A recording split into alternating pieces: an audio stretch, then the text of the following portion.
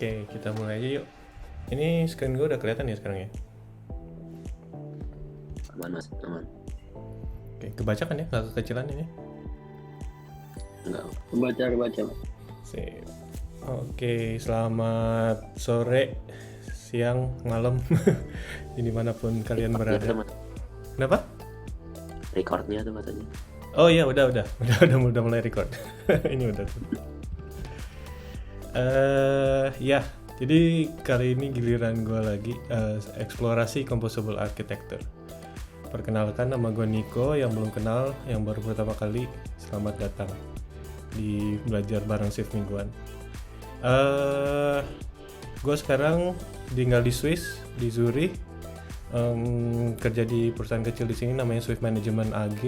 Terus remote juga ke perusahaan di Indonesia namanya Hyperjam Technology. Intermezzo, jadi Hyperjam kita baru rilis open source project namanya Monica. Ini open source synthetic monitoring tool. Jadi ini mungkin buat kalian nggak terlalu berguna, tapi mungkin siapa tahu di perusahaannya bisa dikabarin ke backend developernya atau DevOps-nya. Tolong di-share lah. Sama baru minggu kemarin gue iseng-iseng bikin project kecil namanya Next Secure Download. Ini juga open source. Basically ini buat supaya kita bisa, tadinya sih gue pengen cari service yang bisa nge-host file gue, terus bisa dikasih password dan bisa di-download langsung gitu, nggak ada lewat download page atau apa-apa, langsung download tapi masukin username and password dan harus free. Waktu itu nggak nemu, ya udah gue bikin sendiri deh ini pakai GitHub sama Next.js. Oke, yuk langsung masuk. Kemarin banyak ngebahas tentang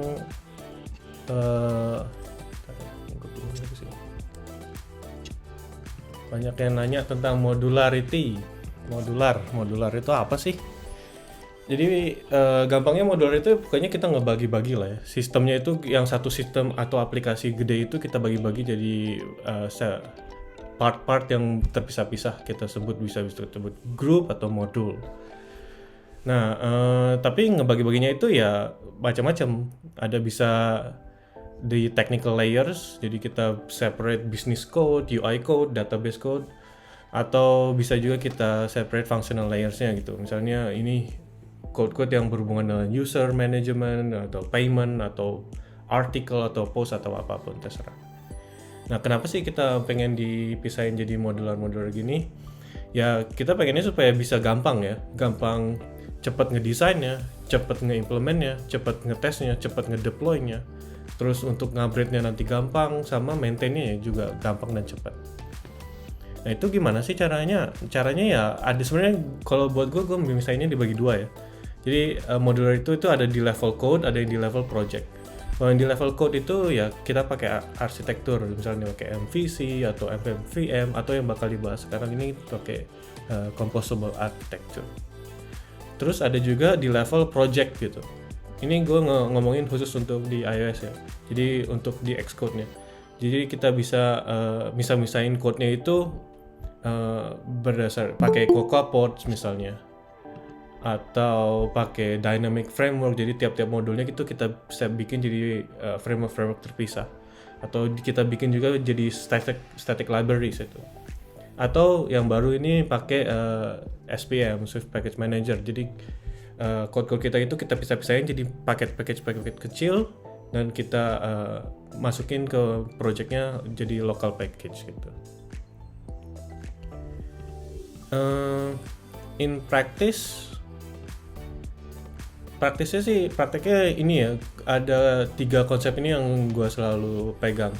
Jadi ada separation of concern, jadi tiap part atau section atau satu code itu concernnya cuma satu gitu. Kalau networking code ya networking code aja, jangan di dalam networking code nya ada database code gitu, write ke database atau read ke database. Itu jadi nggak concernnya jadi multiple kan. Nah yang kedua itu single responsibility. Jadi tiap function, tiap modul atau tiap kelas itu kalau bisa responsibility-nya satu gitu, fungsinya satu, dan itu tuh di encapsulate, maksudnya jadi bisa dipakai di mana aja, terus nanti bisa dites sendiri, bisa kalau mau diganti juga gampang gitu, tinggal dibuangnya gampang. Yang terakhir itu loose coupling. Jadi karena kita nanti udah punya banyak modul, tiap modul itu kan nggak mungkin lah ya bakal berdiri sendiri gitu. Dia kadang-kadang punya dependensi kemana gitu punya. Nah tapi dependensinya itu harus nggak ketat gitu. Jadi dia tiap modul itu harus tahu tentang modul lain itu sesedikit mungkin. Ini ya praktisnya yang gue selalu pegang.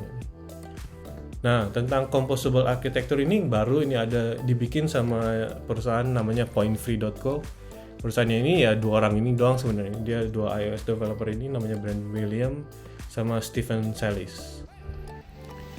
Jadi kalau yang pernah di web development atau di React terutama pernah dengar yang namanya Redux. Composable architecture itu basically sangat mirip banget sama Redux.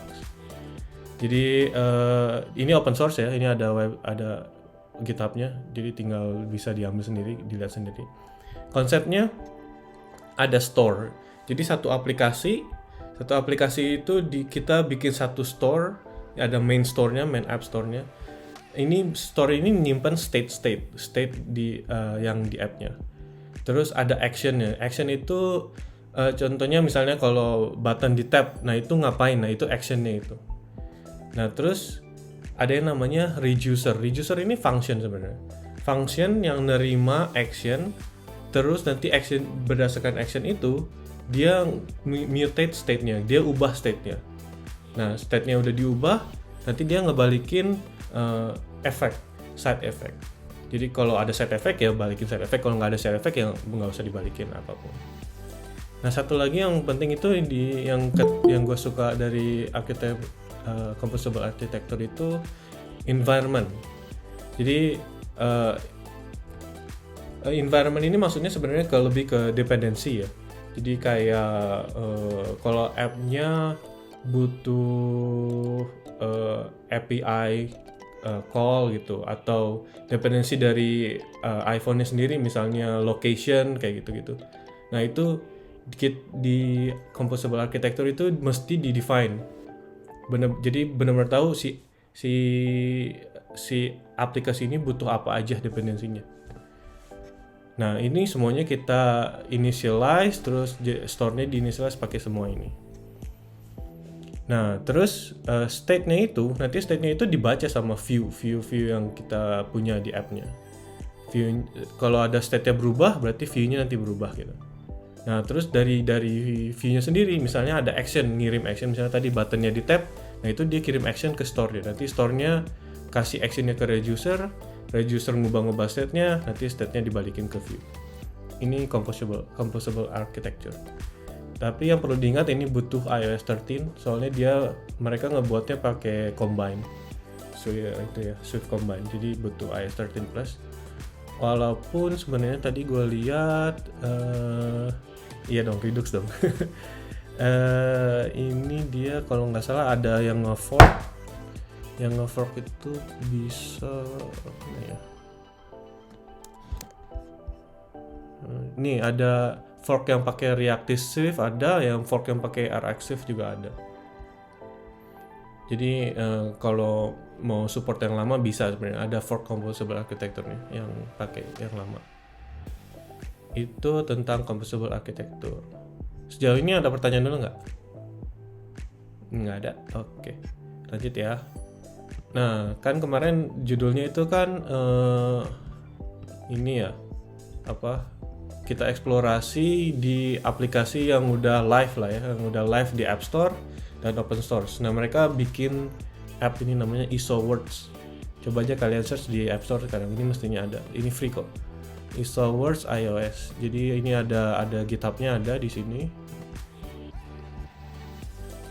Terus ini dibuild pakai Swift UI sama composable architecture tadi. Ada di App Store. Nah, app-nya seperti apa kita lihat yuk. Ini sebenarnya udah gua clone. Coba kita lihat. Jadi dia pakai composable architecture di code level modularity-nya, terus tadi yang seperti gue bilang project modularity-nya mereka pakai ini Swift Package Manager SPM, pakai SPM. Jadi code-code-nya semua modular, ada modul-modulnya, ada banyak nih. Ada 80 lebih modul kalau nggak salah. Dan ini app-nya ini dia both client server ya. Jadi kalau sebenarnya app-nya nggak butuh server, tapi untuk kayak apa sih, compete sama other users itu dia butuh server. Nah semua code-nya servernya juga ada di sini. Dia pakai Swift juga servernya. Jadi semua client server ada di satu project. Nah terus ini ada app clipnya juga. Ada app clipnya, dan ini main iOS app-nya. Cuma ada satu file doang, app.swift. Ini entry point-nya doang. Yang lain sisa modul-modulnya semua di dalam IsoWorks package. Terus ini mereka ada yang namanya previews. Mereka bikin sendiri previews. Previews itu basically mini app. Jadi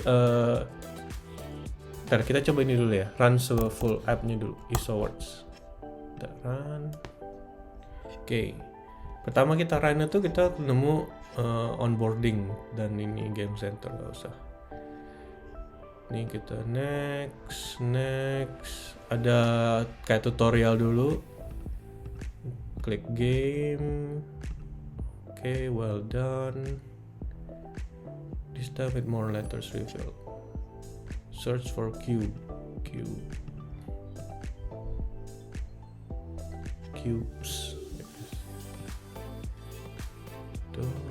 Terus you can use each letter 3 times before the cube disappears. Remove.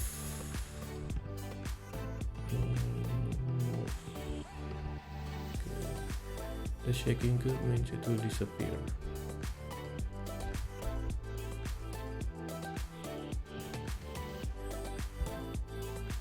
Find any word on the full words.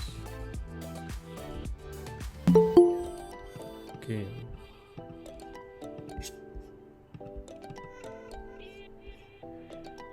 You can remove a cube by double tapping it. Coba kita double tap.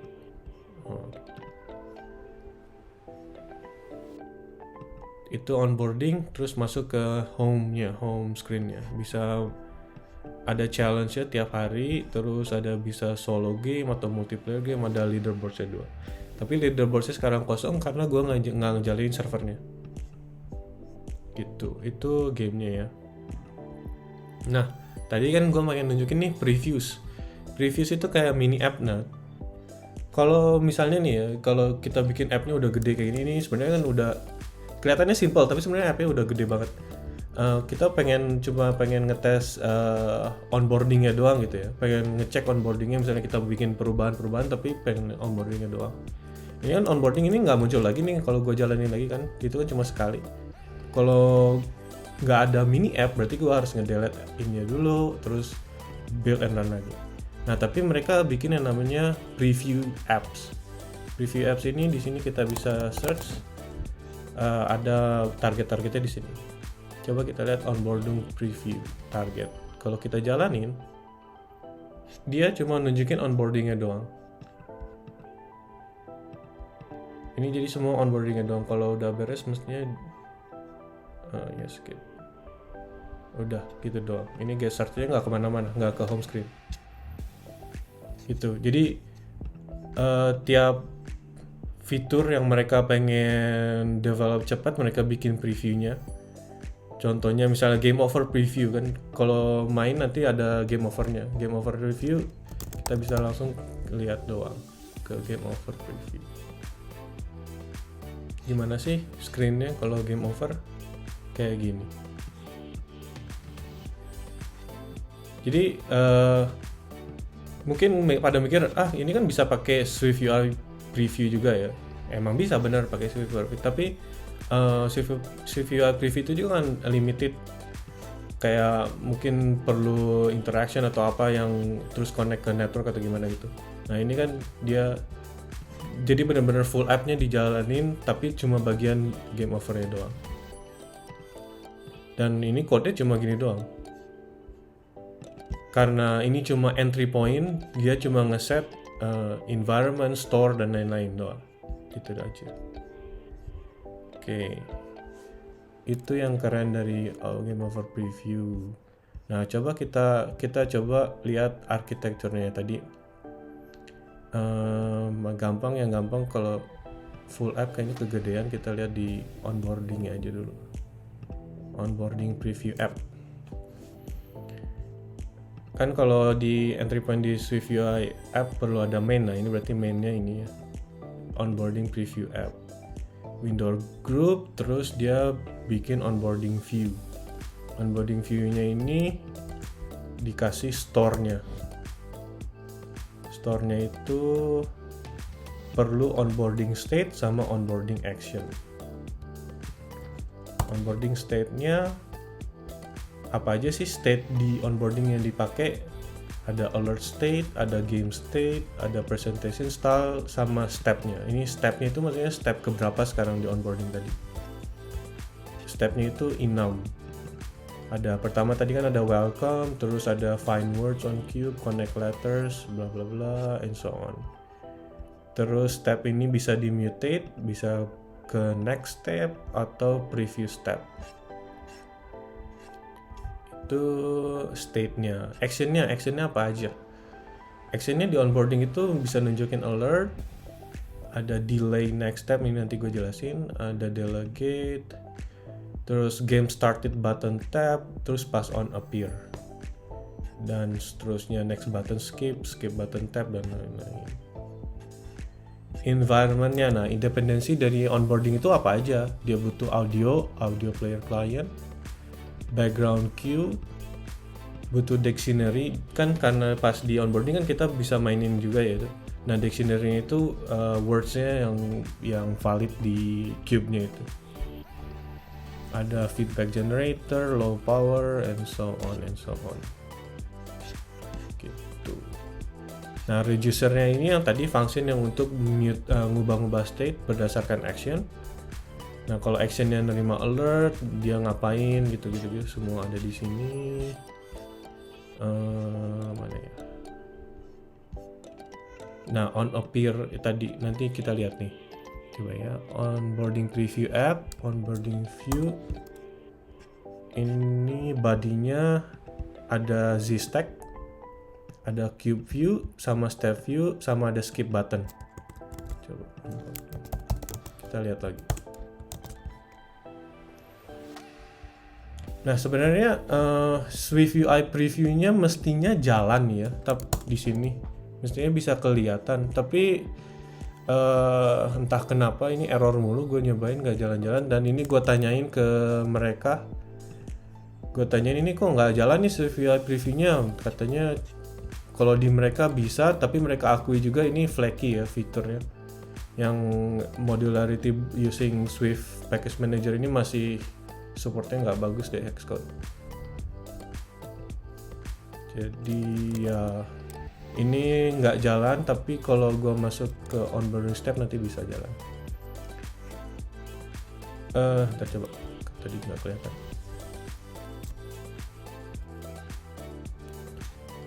Ini onboarding ya. Onboarding pas pertama muncul ada hello welcome to a word game. Ini setelah beberapa detik dia hilang, ini sebenarnya dia pindah ke step berikutnya. Jadi kalau kita lihat mana yang step tadi, nah ini stepnya kan yang pertama tadi welcome ya, step welcome, terus beberapa detik dia langsung pindah ke find words on cube. Find words on cube itu onboarding step, munculin the point of the game is to watch or no, betul kan ini ya. Nah, itu tuh gimana sih prosesnya? Tadi onboarding view itu isinya ada Z-stack kan. Z-stack itu ada cube view-nya, ada button skip button ini. Terus berarti yang di dalam ini tuh yang ini onboarding step view.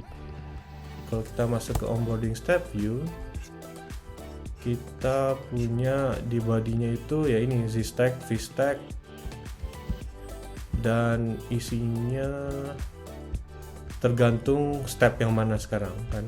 Tadi yang step pertama kita munculin hello welcome, terus sekarang step kedua munculin ini point of the game.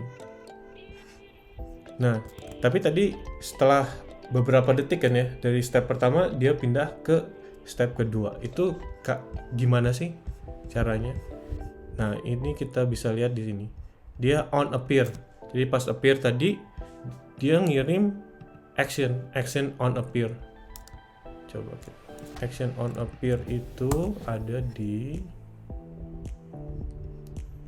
onboarding action kan ya, on appear.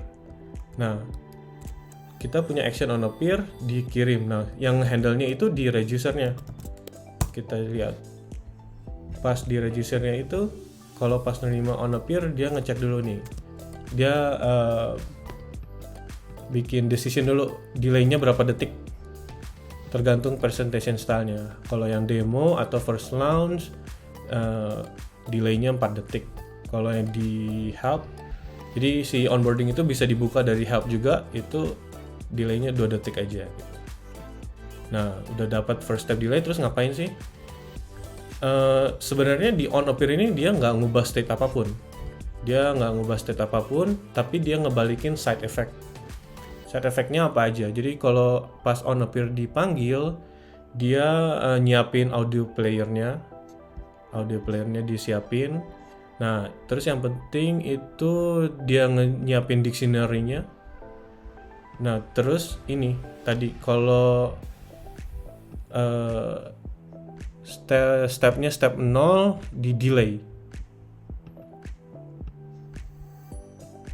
Jadi maksudnya ini gini, pas nerima tadi action tadi on appear action, dia bakal ngirim action baru namanya delay next step. Tapi kapan ngirimnya di delaynya tadi first step delay, tergantung 4 detik atau 2 detik. Let's say kita udah 4 detik nih ya, berarti udah 4 detik kita coba delay next step itu ngapain sih? Kalau ada action delay next step, mana nih? Action delay next step itu cuma naikin stepnya doang ke next. Gitu. Nah, kita coba deh ya, on appear tadi mana on appear, kita pasang breakpoint di sini, terus delay next step kita pasang breakpoint di sini. Coba jalan lagi.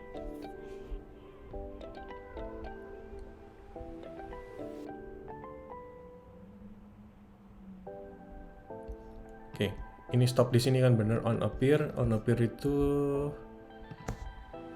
bener dipanggil pas on appear, si view store-nya di ngirim action namanya on appear.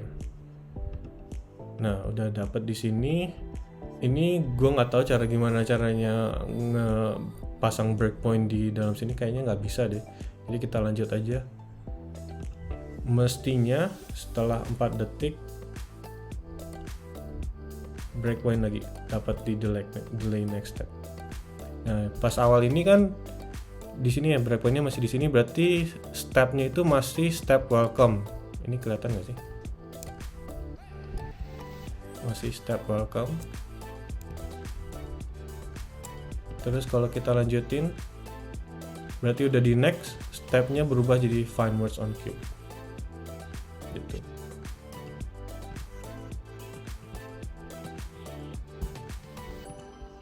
Nah, cuma bagian satu itu doang, sebenarnya udah banyak ya code-nya, tapi jadi makin jelas gitu. Flow-nya on appear kita send, terus nanti di dalam on appear reducer kita naikin stepnya. Itu. Sejauh so far ada pertanyaan nggak? View tadi nyambung kemana juga? Yang mana? Onboarding step view. Ini kan awalnya nih main entry-nya onboarding view. Onboarding view, di dalam onboarding view itu body-nya ada ini, ada queue view, ada onboarding step view, ada skip.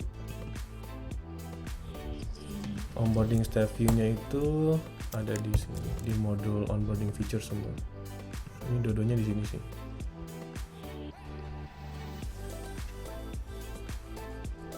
View ini dia nyimpan state sama sekali ya. View-nya nggak nyimpen step. Stepnya semuanya di store tadi.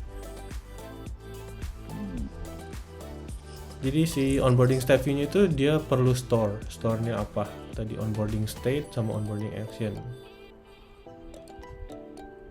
Tuh.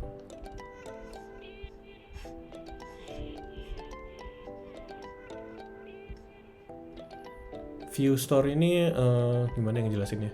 Jadi kan store itu kan gede nanti karena banyak satu app-nya itu yang main app-nya ada satu store. Nah, terus di split lagi kan, di compose dari masing-masing domain, ada yang onboarding store, ada yang game store dan macam-macam. Nah, tapi kan si onboarding ini feature ini dia cuma butuh satu bagian dari store tadi yang onboarding store doang ya. Nah, itu pakai view store namanya. Jadi di scope si self.store ini main store-nya itu di scope ke yang bagian ini doang, yang dia butuh doang. Nah, terus dia baca state di view store tadi. Step-nya itu kalau step welcome munculin teks ini. Kalau step 2 yang find words dia munculin step teks ini gitu.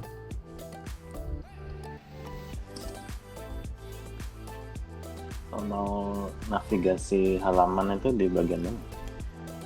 Navigasi halaman itu dia tadi. Jadi navigasi ke halaman lain itu kan berarti action. Nah, itu harus di-define actionnya. Jadi kalau di onboarding kan tadi navigasi sebenarnya navigasi ke step berikutnya itu ya. Nah, itu dia pasang di actionnya tadi mana ya?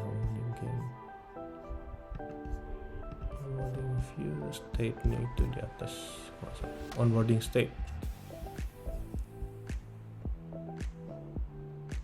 Nah, terus pas terakhir, kalau pas di terakhir itu gamenya onboardingnya udah beres, dia itu ada state sendiri, game started button tab kalau nggak salah ini. Nah, di game started button tab ini ngapain? Coba kita lihat. Nah, ini dia ngebalikin apa ini ya? Ini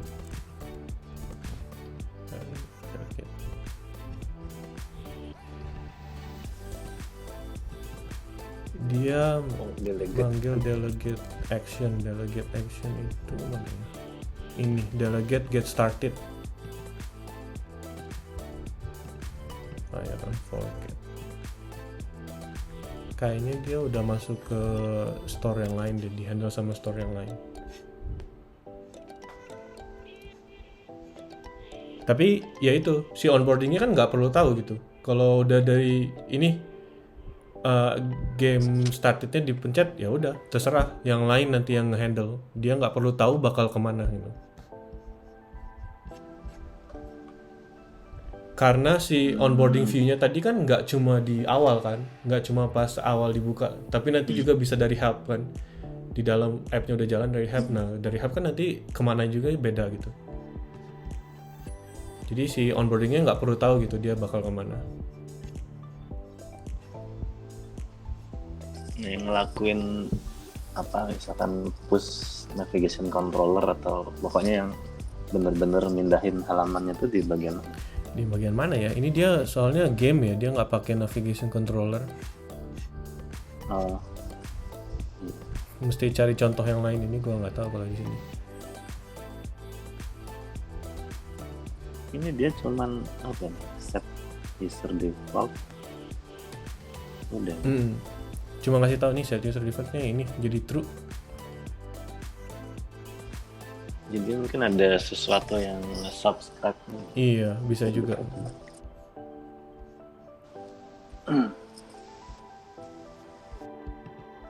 Nah, coba kita lanjut, kita ngeliat ke tes ya. Tadi ngebahas tes kan di chat. Ini pakai composable architecture ini juga testable banget. Jadi kita coba lihat onboarding feature test. Basic first launch. Nah, tadi kita ngelihat kan pas pertama kali keluar app-nya muncul welcome, 4 detik dia pindah ke step kedua. Nah, di sini mereka dites juga kayak gitu. Jadi pertama mereka bikin environment-nya dulu. Environment-nya itu ya karena untuk tes banyaknya cuma ya no op ini no op. Jadi basically no op itu maksudnya nggak peduli gitu, apa aja terserah, nggak penting. Feedback generator no op. Terus user defaultnya mereka set. Nah terus mereka bikin test store pakai onboarding stack yang mereka punya, tapi environmentnya mereka set sendiri, ini untuk khusus buat testing environment. Nah yang mereka tes pertama store-nya, kalau di send tadi on appear, kalau ngirim on appear action, terus mereka tuh pengen make sure setelah 4 detik yang step keduanya itu dimunculin gitu. Nah itu gimana caranya? Karena main queue 4 detik itu kan time itu sebenarnya bukan bagian dari app ya.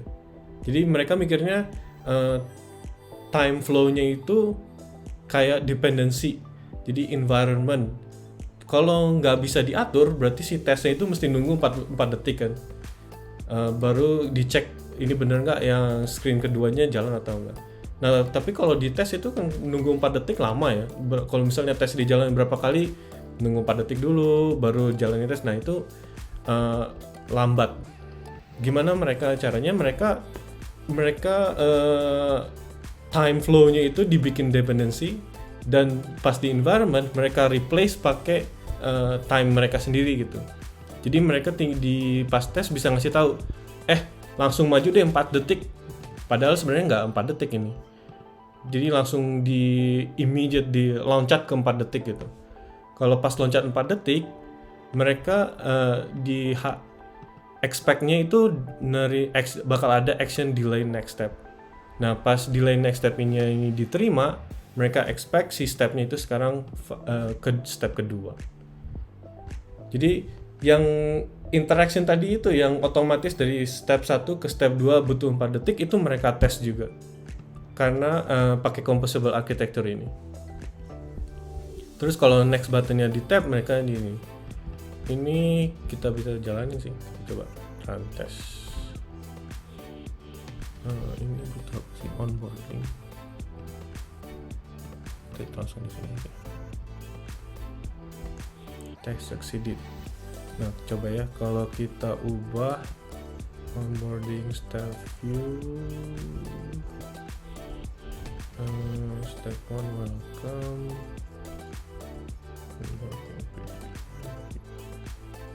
Nah kalau misalnya nih ada developer baru gitu, terus misalnya delete next stepnya kehapus, ini mestinya gagal, harus gagal. Tuh gagal. Jadi code-nya itu benar-benar protected dari hal-hal yang tidak diinginkan. Kayak gitu. Atau misalnya next-nya ngaco. Next-nya ini kan ditambahin 1 doang, misalnya tambahin 2.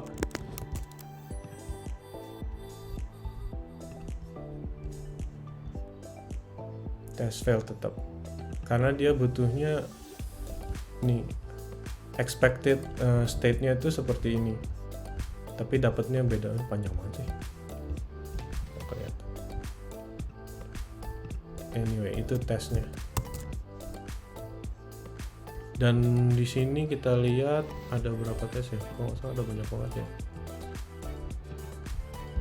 Ini ada berapa ya? Tadi tuh gue sempat ngejalanin semua tesnya. Ini ada 178 tes. Dan ini bukan ngetes logiknya doang ya, ngetes UI-nya juga kan. Kayak tadi buat ngecek dia ada di step kedua gitu. Bukan UI automation test tapi UI test.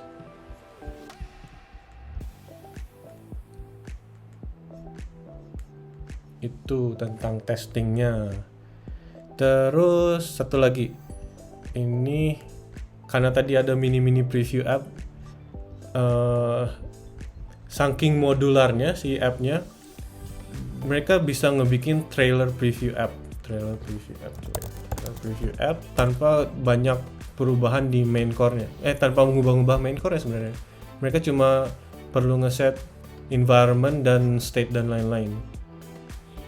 Trailer preview itu apa? Ini buat mereka bikin ini buat App Store video preview. App Store video previewnya ini mereka buat ya dari kode sendiri. Ini nggak gua pencet apa-apa, dia jalan sendiri ini.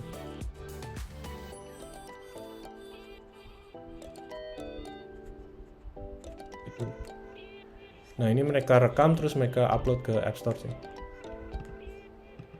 Ada pertanyaan nggak so far? Itu aja sih sebenarnya yang pengen gue share. Ini tentang composable architecture. Berarti tadi komunikasi antara modulnya pakai apa nih? Nih tadi kan delegate rata-rata ya. Komunikasi antar modul, semuanya lewat ini state tadi, state action, dan lewat kayak environment-nya gitu.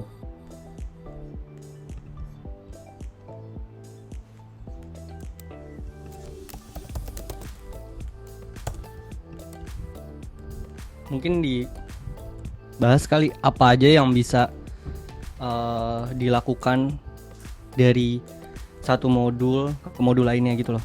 Coba ya kita lihat mana ya contohnya yang onboarding tadi.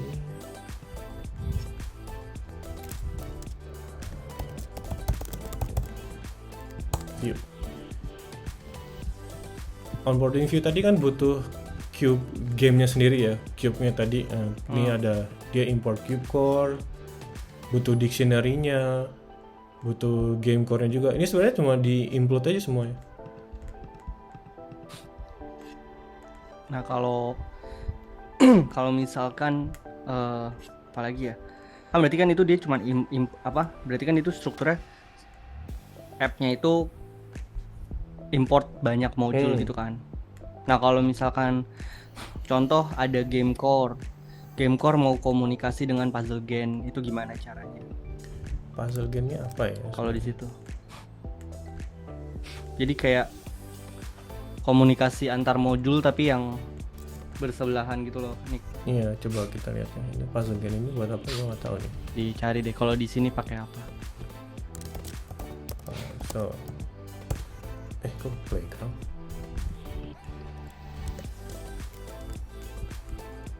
Cube core itu apa? Coba cube core.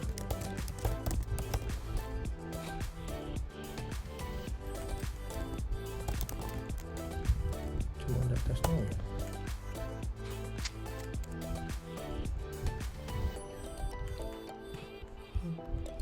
Oh, cube core itu di dalamnya macam-macam. Oke, resource.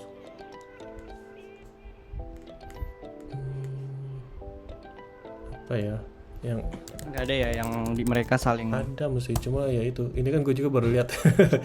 Contohnya leaderboard lah ya. Ini leaderboard itu kan dia butuh connect ke API. Ya, ini dia butuh API client. Oke. Coba ya leaderboard. State-nya itu ada game mode, is loading, time scope, action. Actionnya ada on appear biasanya yang nge-fetch ya, nge-fetch data. On appear. Nah ini load results. Nah load results ini pasti ngambil dari API. Jadi tiap store kan ada state, ada reducer, ada environment. Nah load result itu berarti kan dia butuh result dari API, butuh dari API berarti kan dari luar gitu datanya. Nah berarti mereka ngedefine itu sebagai dependency, dan dependency itu dimasukin dalam environment. Nah environment itu tadi kan leaderboard result environment itu ada load results, ada main queue, cuma ada dua ini sih. Nah load results ini yang bakal ngambil dari API kan. Tapi si leaderboard ini kan nggak perlu tahu gimana cara ngambilnya. Pokoknya ambil gue dari environment butuh results. Nanti kalau udah dapet gua kirimin ke result response action.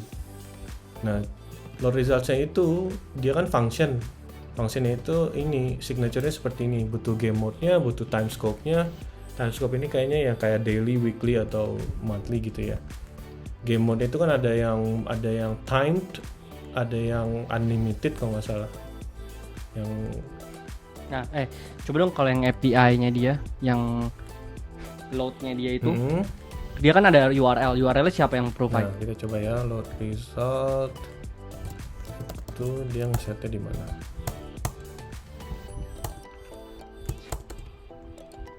Oh, ini tuh dia berarti di leaderboard, action, leaderboard environment.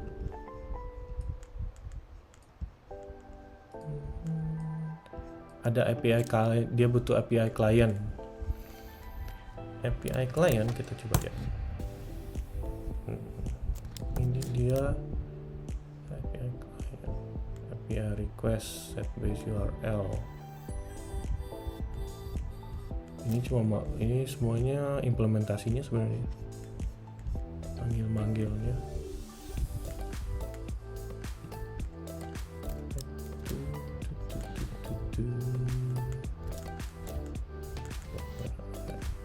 Gue ingat di ini.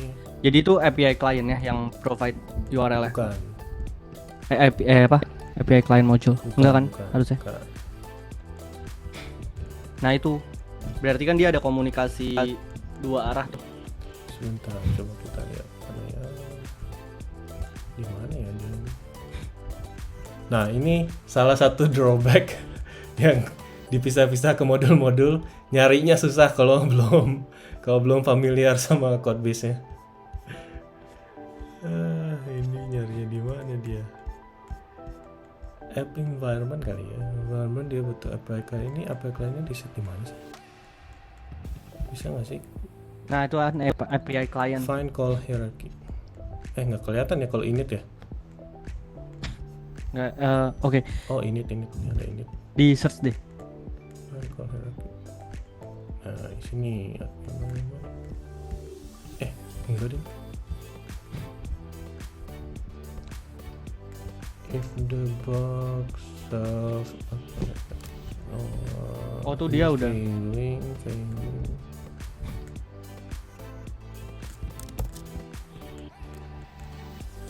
Kata gue sih di sini pas FU dia nginit butuh store kan, mana store sih?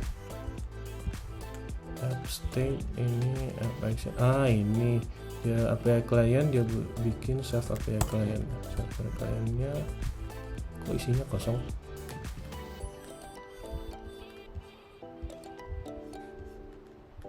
Nggak, itu punya dia sendiri, punyanya si AppView. Iya. Maksud gua oh. inisialisasinya di mana ini self API client? Extension. Oh,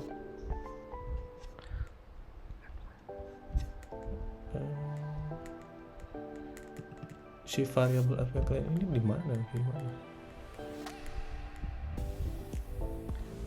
search aja API client sama apa? API client sama dengan. Iya nih API client. Ini nih. Jadi API client.live isinya apa? Lalu berarti ini kan dia nge-build. Oh, berarti ini app client itu disimpan sama si app.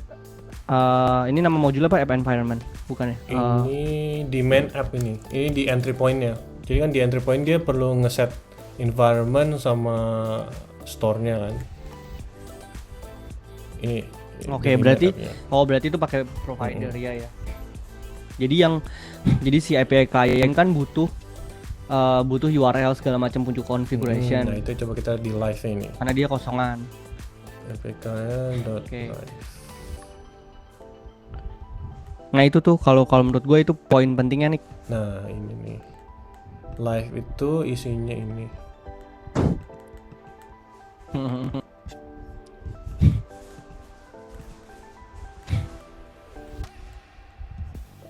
Ini API client.live self.live. Nah, Itu dia base URL-nya ada akhirnya. Defaultnya ini. Iya. Berarti itu poin pentingnya tadi yang gue maksud. Berarti API client itu live.swift itu siapa? Punya siapa? Swift. Punya modul siapa? Punya modulnya API Client Live. Epic Client Live. Oh iya. Berarti Epic Client kalau mau komunikasi sama API Client Live, dia kan nggak bisa komunikasi langsung. Nah, yang provide-nya si app-nya. Oh, oke. Sama berarti. Jadi basically sebenarnya konsepnya itu state, action, reducer sama environment. Ada lagi. Apa? Kalau lu bikin notification, kan ini modularisasi ya. Kayak gue pengen sharing aja. Kalau lu bikin notification di sebuah modul lah di mana aja, itu semua modulnya bisa denger gak? Coba. Notification di mana nih? Di mana aja? Kayak yang paling atas apa modulnya? Paling atas, yang pasti diimport sama banyak teman-teman. Yang pasti diimport apa ya? Kalau nggak usah, ya kalau nggak apapun lah. Misalkan di app aja, nih pas view did appear bikin notification. Di sini. Mm-mm. Window itu nggak ada on appear ya? Apa notifikasi apa? Ya apa aja lah, misalkan halo. Maksudnya NS notification ya? Ya NS Notification Center. Apa sih ininya? Post ya? Post notification dan object. Iya. Ini name tuh bisa string gak sih? Lupa gua. Kan harus bikin extension. NS. Siapa NS Notification default ya? name. Gak bisa string dong ya? Pakai string juga bisa nggak sih? Pakai string dong. String aja ya, Lupa gua. string aja. Waktu itu kena warning gak sih? Coba kalau string aja. Oh enggak apa-apa. Oh bisa. Dah coba deh, lu Mau di mana? receive notification hello di mana aja yang ke init Coba. kayak tadi live ya live. Mestinya sih di view kan. Salah satu view. Nggak harus view. Maksud gue di manapun di apa? Di modul lainnya. Di live coba.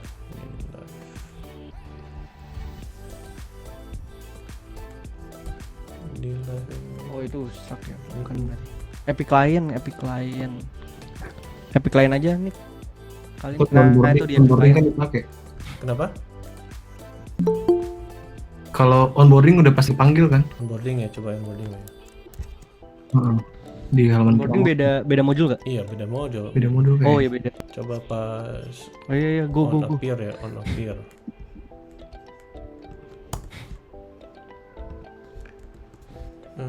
Ada init.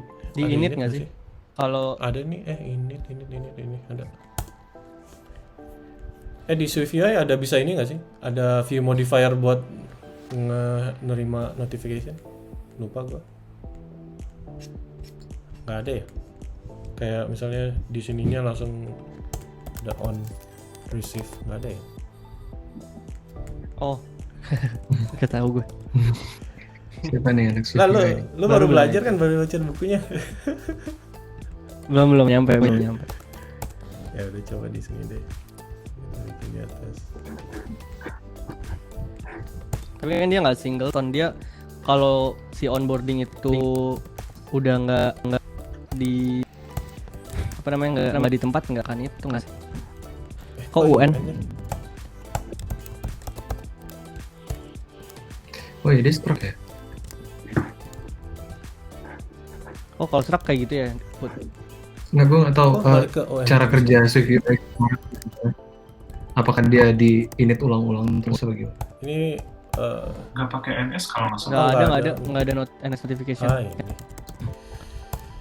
Oh, Add aduh, gue objektif sih bro. Kan kalau UI Kit kan halamannya hidup terus gitu kan? Oh iya iya. Heeh. Coba. Apa tadi namanya? Hello. Observernya apa ya? Self? Bisa nggak sih self? Self aja. Iya. Self. Selektornya apa ya? Did receive hello. Iya.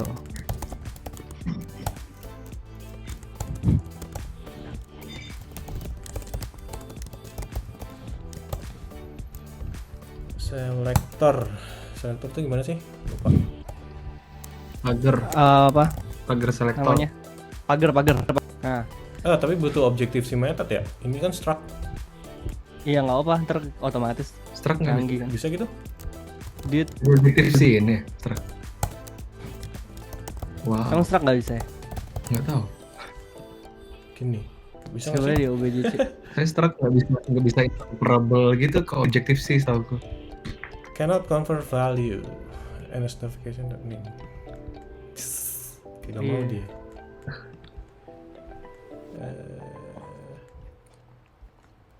Gue cari doknya deh. Itu aja yang name itu ns, ikutin aja Notification.name. ns name, nanti ada initnya gitu, raw value name, terus di init titik raw value. Bisa gitu ya. Iya. Go. Ya, Iya, add observernya harus gitu, tapi listening nggak. Fix. gimana? Oh, Nggak bisa, soalnya ini struct. nggak ada kelas ya? Iya, nggak ada kelas. Atau kata yang dibilang Aziz tadi cari singleton kali ya? Singleton Kayaknya nggak ada singleton nih. Udah modern banget nih. Dia semuanya pakai struct. Nggak kayak kita, Bu. sombong banget ini. Nggak Ada audio nggak player ada nih. kayak kita audio gini, player. nggak ada. Dia nggak ada singleton, coy. Oh, live. Tuh ada live. Ini singleton nih fix. Kayaknya. Ada listener. Oh ya itu race object tuh.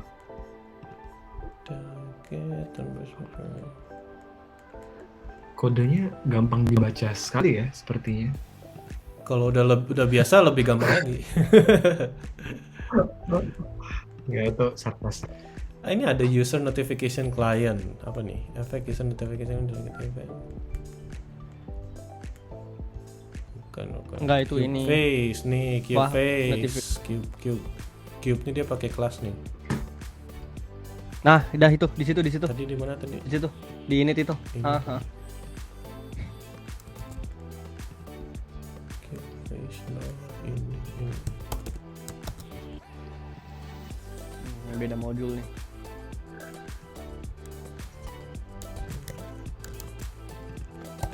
Terlalu modern, guys. Iya dong, iOS 13 Plus.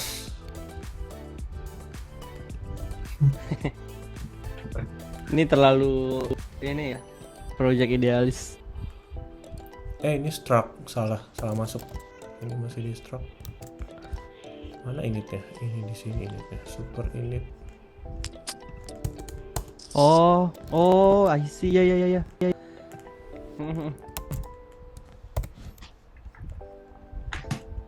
Di atas super init.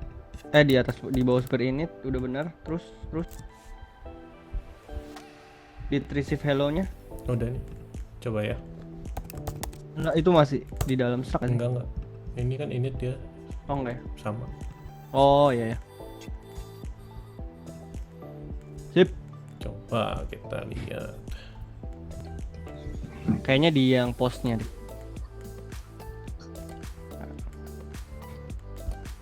Kalian biasanya kalau coding code style-nya bikin function parameter yang new line kayak gitu juga nggak sih? Kalau kepanjangan aja. Tuh Nick di route. Apa? Gimana? Sorry, skip. Nah tadi gue lihat ini kayak mereka kayak biasa banget parameter banyak itu jadinya multi line parameternya.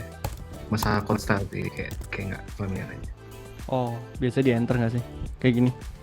Kayak yang tuh yang app client .2 di enter. Iya kayak gitu.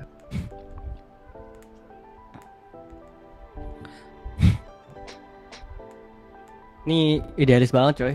Dependency injection Masuk aja ya, semuanya dari masuk itu. ke sini ya. Masuk. Kirim nggak? Belum masuk cube. Belum masuk cube, mana cube, coba play. Tapi poinnya udah kekirim notification-nya. Iya, tapi belum ke init Iya, si cube. belum ke init. Ini dia masuk ke sini duluan nih. Ke home ini berarti. Coba kita lihat di home. Atau init nembak ke ini deh, ke app.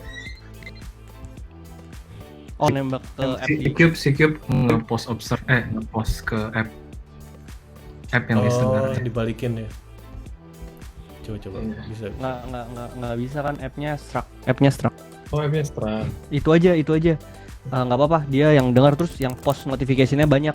Kan tadi on appear terus di post lagi sama di dalam cube ada siapa, coba deh di apps cube, Apps cube di sini. tadi di view di apa, appsnya di simulator, masuk ke cube deh. Di sini maksudnya.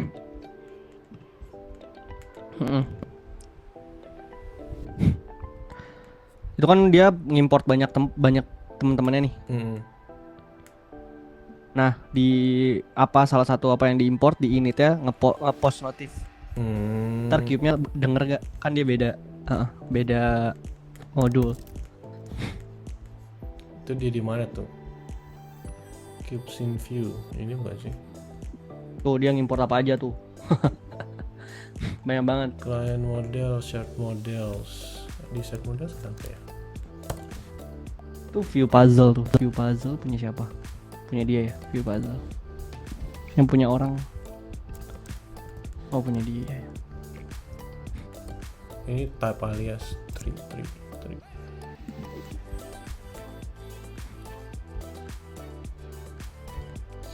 Mana ya ngetesnya? Ini ada SNC Lite. Ini apa SNC Lite? Itu dari ya. Kalau bikin game. Coba ada lagi nggak selain? Wih, tahu kan? Tahu aja lo lagi bikin game sih. Lagi bikin game. SNC. Tuh store aja store. Tapi store ini store itu punya dia. View state, view action. Store ini dari media. Composable Architecture, ini dari library-nya. Dari Cube Core juga ya? Enggak, kalau yang store itu dia ini diimport dari luar. Oh, Pret. Nggak, ini pure UI-nya nih. Ya emang mereka dibikin sengaja supaya nggak, soalnya kayak notification kayak gini kan berarti nggak jelas gitu ya. Kalau lu buang terus nanti yang nerima siapa kan nggak tahu. Nah mereka sebenarnya nggak suka kayak gitu. Kayak dibikin sesulit mungkin untuk melakukan hal itu. Iya Pak, sayang banget. Padahal itu gue tadi mau ngebuktiin aja gitu kalau notification tuh mau yang ngirim dari modul siapapun, ntar semua modul tuh bisa dengar gitu. Mestinya gitu. Cuma ya ini karena dia nggak banyak pakai kelas, banyaknya pakai ini. Iya. Jadi I see ya udahlah. notification dari luar itu kan dianggapnya sebagai dependensi ya. Jadi mereka harus jelas, harus di-define, harus di-declare. Ini si modul ini butuh ini, pasti dapat itu. Jadi nggak ada yang surprise. Iya benar. Jadi even kalau di notifikasi tuh lu nggak usah import dia punya notifikasi, lu bisa langsung dengerin Iya. whole app. Itu kekurangannya. Itu bukan kekurangan, apa ya? Celah untuk tanpa import tapi lu bisa berkomunikasi antar modul, itu gue pengen Iya, tapi bahaya itu. kasih tahu black hole. Kalau nggak Cuman itu sering dipakai Kalau by the nggak way, hati-hati untuk suka access legacy. ngubah-ngubah nggak jelas. Bingung loh ini diubahnya dari mana. Ini siapa yang ngepost nih? Karena lu harus search Iya. siapa notifnya. Itu gitu. Itu apps legacy biasanya pakai notif. Siapa ya yang unicorn sini? Tapi biasanya key dari NS notification name itu diprotect di satu library supaya nggak bisa lu tambahin pakai string telanjang kan. Ya biasanya di code review ya, pokoknya kalau dia yang pakai string nggak boleh kan gitu. Iya. Oke, itu aja sih dari gua. Lumayan seru-seruan kemarin ngoprek-ngoprek ini.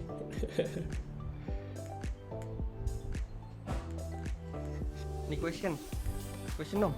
Ada yang pernah ini nggak sih pakai NS notification name kayak gitu collision gitu NS notification name-nya Collision maksudnya? namanya sama tapi niat lu beda. Oh. Tapi lu kirim objek yang berbeda gitu. Kan dia ada parameter objek juga kan. Iya. Crash. Oh, crash. Kan lu pas nge-casting itu objektif sih kan? Oh, iya. Casting itu pasti Nah, crash. itu dia kelemahannya kan, berarti susah nge-type safety-nya gak kurang kalau pakai notification. Iya, notification itu kayaknya pattern zaman dulu banget nggak sih? Pattern Iya. sangat-sangat Pas jadul lah. objektif sih itu Tapi senang. biasanya cuma dikasih kalau dari kalian biasanya NS notification name pakai buat apa kan biasanya kalau nggak login state gitu-gitu kan. Ya, ini cookies ya kan? Ya cookies. Oh iya, cookies. Apalagi ya? Itulah. Ya itu karena kalau cookies kan semua modul tuh kayak pasti harus dengar gitu kalau ada logout nih gitu. Sama update environment juga biasanya. Iya. Nah, again, Environment. gitu di composable architecture itu nggak boleh kayak gitu-gitu. Karena single source of nggak boleh. truth-nya itu di store. Jadi semua efek dari luar dependensi itu harus masuk ke store dulu. Nanti yang mau nge-handle itu harus ngedengerin dari store. Jadi benar-benar lebih jelas. Iya, itu benar sih. Yang ini benar. Makanya gue bilang ini project idealis banget. Dari bawah ngelapor ke store gimana ya caranya? Lewat action tadi. Oh gitu.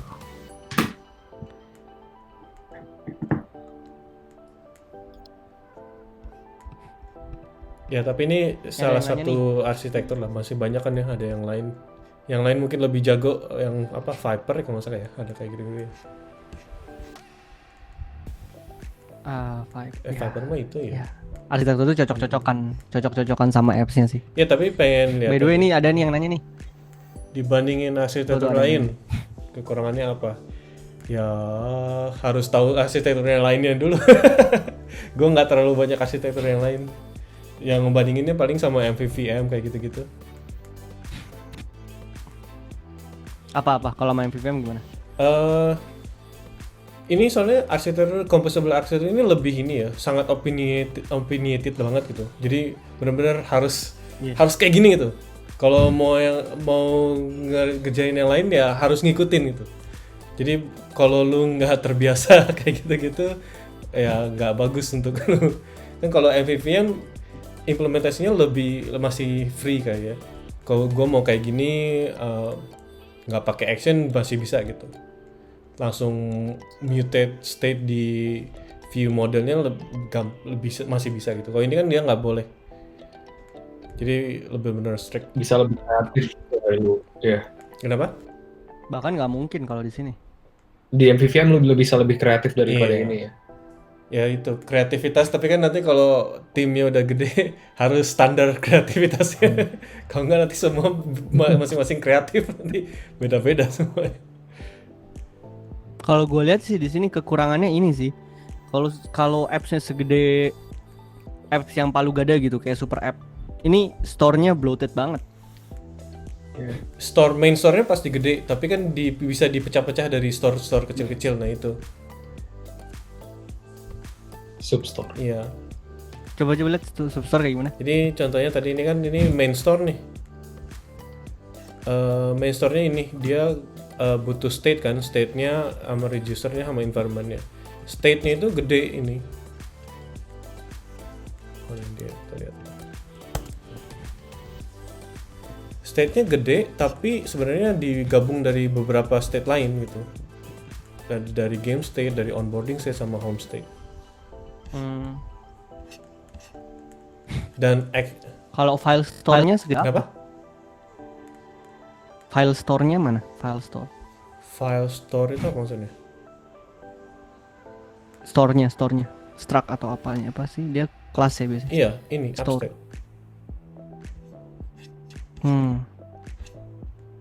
Sebenarnya ya nggak gede sih, cuma segini. Tapi ya di dalamnya ada macam-macam. Padahal struct ya app state-nya. Yang Nah itu lu bayangin gak sih kalau misalkan ada banyak? iya. Gua nggak kebayang sih. Sebenarnya kayak gini juga nih, actionnya udah banyak banget kan, masing-masing gitu. Dan Ini kayak arsitektur client stream gak sih? arsitektur apa? Client stream. Apa tuh client stream? Yang kayak ada satu file namanya client stream. Dia tuh tahu semuanya. Iya, mungkin nggak tahu. Mirip Nggak nggak? tahu, gue belum pernah tahu. Ya dia satu file. Ya di main app-nya sih emang harus tahu semua register ya kan ya, semua register, semua state-nya. Ya tapi dia cuma tahu doang gitu. Di dalamnya sih ya beda-beda sendiri, diurus-urus sendiri gitu. Iya. Ini kalau gua nggak salah berarti ini Shopee itu dulu legasinya tahun 2018 tuh kayak gini. Kenapa tuh? Apa? Ya itu, dia punya satu file yang banyak gitu. Punya banyak yang tahu semua apps-nya. Kalau sini kan namanya app state. Kalau di gua dulu tuh namanya kayak app stream. Jadi semuanya kayak ya pokoknya kayak yang tadi kayak ada cookies semua tuh ada di app stream itu. Terus Ya, kemudian yang gede sekarang gimana arsitekturnya? Ya udah pakai cari yang cocok lah, pakai caranya sendiri gitu. Akhirnya dipecah. Karena banyak banget. Akhirnya app stream ini kalau nggak salah line-nya itu udah ribuan banget, 2 ribuan. Bahkan sampai sekarang itu masih proses untuk ngeluarin dari app stream ini karena gede banget. Karena ya itu kan Pak gue bilang tadi kalau apps-nya palu gada susah. Ini bener-bener ini kalau bikin app sendiri bisa nih pakai ini bagus banget. Kalau gue bilang ini bagus banget. Yang mau nanya dong, Jadi, kayaknya kesempatan buat explore arsitektur itu beda mungkin kalau di produk company sama service company. Ini kok kan service company nih. Lu kalau lagi kerja gitu tiap project gimana lu decision buat arsitekturnya? ya penasaran juga nih. Ini pertanyaan ke gue ya? Iya. Gue nggak bisa lihat kayak gini, kayak banyak banget proses POC dan lain-lain kan. Iya. Ya, again itu tergantung projectnya. Kita di HPRJam juga kan banyak klien ya, dan itu kita sesuaikan dengan budget dan waktu masing-masing project. Jadi kalau budgetnya gede dan waktunya bisa nggak ketat, kita bisa pakai arsitektur yang lebih well defined lah ya, yang lebih rapih dan lebih terstruktur. Tapi kalau budgetnya dan waktunya ketat ya sesuai waktunya. Kita bikin arsitektur yang as simple as possible gitu.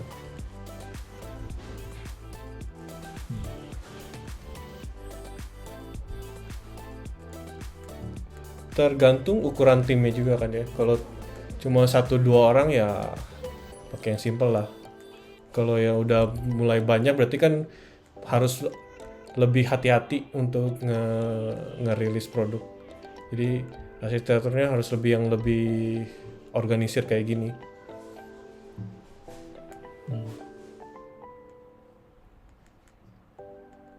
Apa sih? Ini the composable architecture. Oh iya. Wah, siapa nih yang di Tokped? Ada yang di Tokped nggak? TCA apa? The composable architecture.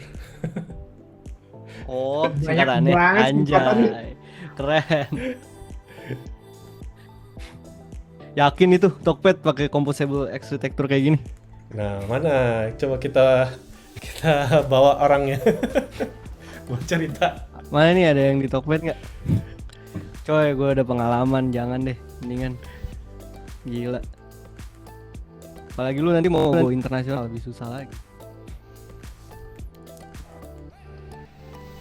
Kalau gue penasaran sama ini sih, sama yang modularity di level projectnya tadi kan. Ini kalau dia pakai Swift package manager pakai SPM ya, masih flaky, nggak suka kayak tadi Swift ya, previewnya nggak muncul. Tapi kalau mungkin kayak yang lain, kalian ada yang pakai apa tadi Cocoa Pods atau framework itu mungkin bisa pada cerita-cerita dong. Kita nggak pakai Kapan lah. composable, tapi modular sih, cuman ya sesuai dengan apa modulnya dibagi per domain biasanya kan, dan komunikasinya kayak ya pakai sistem injection gitu kan, gitu mau nggak mau. Iya, iya. Simple sih, MPPM basic standar. Nggak apa-apa, simple itu bagus. Simple tuh Simple bagus. itu bagus. Ini karena mereka cuma berdua ya. By the way, Put, Kak, Oh iya. kalau di Trave pakai pods gak? Atau pakai Ya pakai apa? pakai Pakai pods juga. kita modulnya kok. Cuman waktu awal modularisasi itu gue inget paling sering kejadian tuh ya konflik PBX Approach lah, apa namanya, sampai dulu tuh lucu banget ya, ada antrian merge pakai spreadsheet, buku spreadsheet. Tapi sekarang udah di solve lah supaya pods-nya itu di exclude dari Git. Jadi setiap kali di merge di regenerate ulang sama CI-nya. Oh, podsnya di exclude. Ya, Kalau gue podsnya di include. wow. Terus Jadi ntar gimana? jadi itu di include itu gunanya untuk ini pre-build-nya itu. Jadi Lebih cepat. lu ngeperannya itu cepet. Nah, Lu Terus lu build-nya berapa lama CI-nya? kalau lu nggak pakai pre-build itu, lu bisa sampai 1,5 jam. Hmm. Itu udah i9. Tapi kalau pakai pre-build cuma 18 menit. Terus kayak hak akses deh, kayak ada repo-repo di kalau lu nanti kalau udah kayak besar gitu tuh lu punya repo-repo yang nggak bisa diakses banyak orang. Nah, di pod install itu kalau lu pakai pre-build, podnya tuh harus dibawa karena kalau lu nggak punya akses ke repo itu, kalau lu pod install dia nggak bisa download. Gue pengen banget sih bahas tentang pod, cuman gue habis sharing belum lama. Ntar deh kapan-kapan. Itu advance banget kalau podsnya di sini. Gue juga amazed sih waktu masuk sini, gila. Jago juga.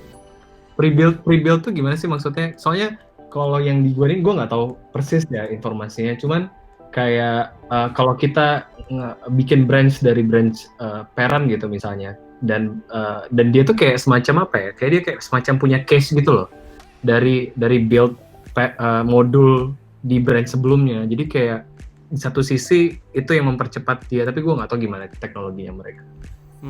Ya, tahu. Kayak pod file apa? Manifest. Oh iya, manifest. Nah, itu tuh itu apa ya? Ya, itu penting sih manifest kalau menurut gua. Kayak gimana caranya manifest. Manifest tuh kayak kalau konflik kan, kalau zaman dulu kalau manifest konflik tuh ya udahlah resolve using there terus pod install ulang aja. Iya. Nah, ini enggak manifest tuh enggak boleh kayak gitu. Manifest tuh kayak kita harus susun secara rapi gitu.